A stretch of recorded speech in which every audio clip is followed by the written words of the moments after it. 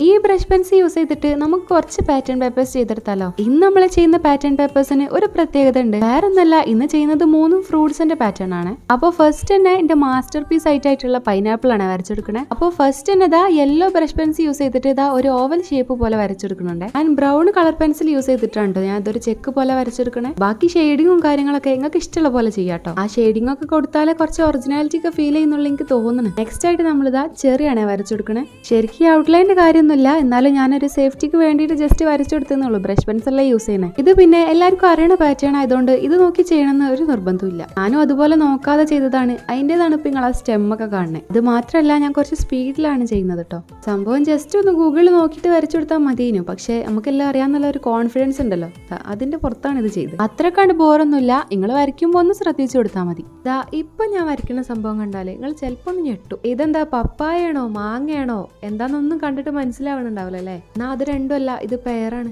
എത്ര നോക്കിയിട്ട് ആ ഒരു കറക്റ്റ് ഷേപ്പ് അങ്ങോട്ട് കിട്ടണില്ലേ. പിന്നെ തൽക്കാലം അഡ്ജസ്റ്റ് ചെയ്ത് ഷെയ്ഡിങ് ഒക്കെ കൊടുത്ത് റെഡിയാക്കി വെച്ചിന്. നിങ്ങൾ കുറച്ച് ടൈമൊക്കെ എടുത്ത് ആക്കും പോലെ കുറച്ച് ചെറുതായിട്ടൊക്കെ വരച്ചാൽ മതി കേട്ടോ.